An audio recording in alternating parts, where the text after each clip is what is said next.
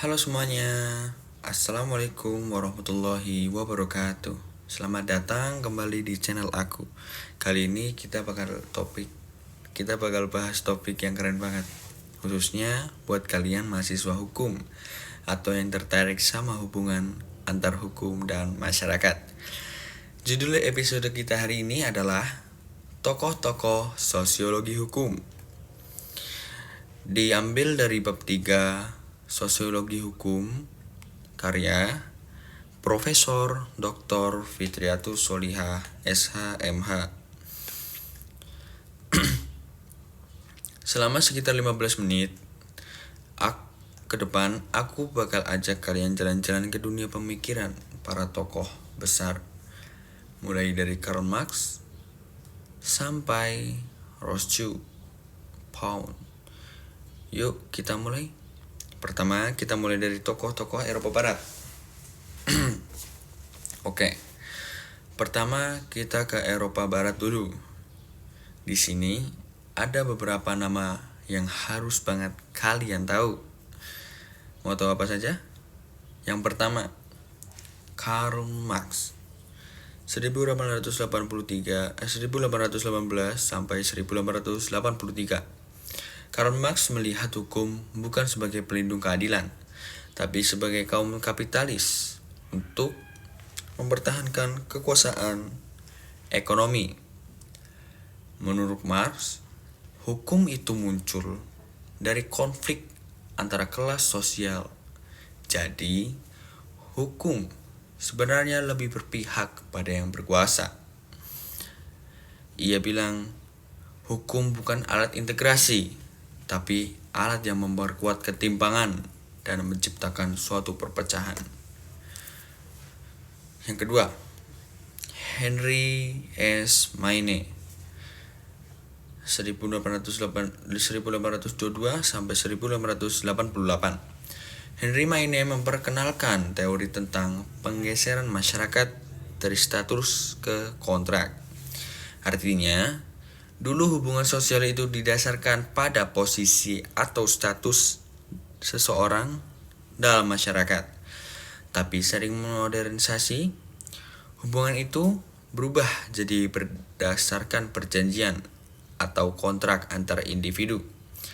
Maine menegaskan bahwa masyarakat terus berubah dan hukum harus ikut beradaptasi dengan perubahan sosial itu. Yang ketiga, Emil Durkheim. Dari tahun 1858 sampai 1917. Nah, kalau Durkheim ini punya teori terkenal tentang solidaritas mekanis dan organis. Menurutnya, hukum mencerminkan jenis solidaritas yang ada di masyarakat. Kalau masyarakat masih sederhana, maka mereka cenderung punya solidaritas mekanis di mana hukum bersifat represif atau menghukum, tapi kalau masyarakatnya sudah kompleks dan modern, solidaritasnya berubah jadi organis, di mana hukum bersifat restitutif, lebih fokus kepada pemulihan, bukannya pembalasan.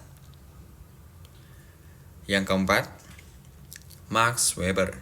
Dari 1564 sampai 1920. Weber dikenal sebagai bapak sosiologi hukum modern. Ia melihat hukum sebagai seperangkat aturan yang rasional, yang ditegakkan dengan alat kekuasaan. Weber membedakan tipe hukum menjadi rasional dan irasional, serta formal dan substantif. Hukum yang baik, menurut Weber, harus rasional dan formal.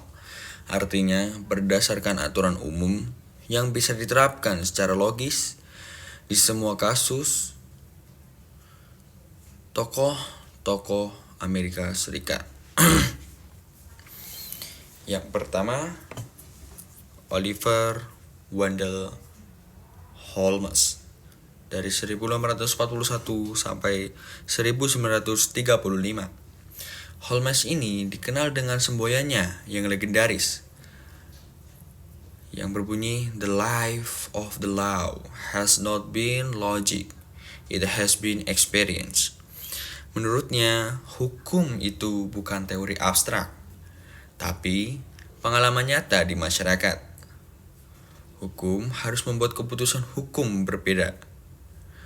Hukum harus membuat keputusan hukum berdasarkan kebutuhan sosial, bukan sekedar logika kaku dari undang-undang. Pendekatan ini disebut sebagai pragmatisme hukum. Yang kedua, Benjamin Nathan Cardozo dari 1870 sampai 1938.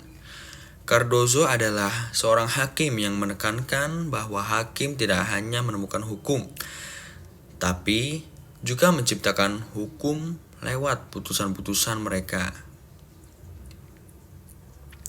Ia percaya bahwa keputusan hukum harus mempertimbangkan logika, moralitas, dan kebutuhan sosial agar hukum tetap relevan dengan zaman.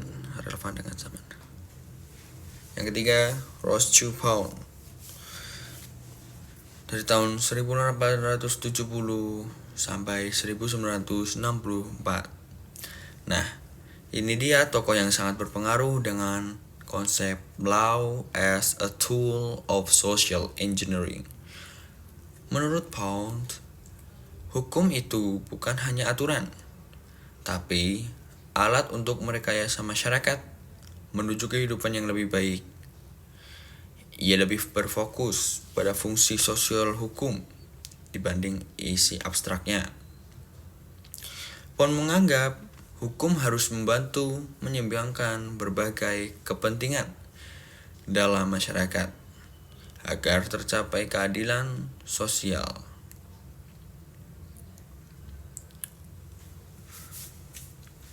Berdasarkan materi yang saya paparkan tadi, jadi teman-teman, dari semua tokoh yang kita bahas, Marx, Maine, Durkheim, Weber, Holmes, Cardozo, sampai Pound, semuanya punya satu benang merah.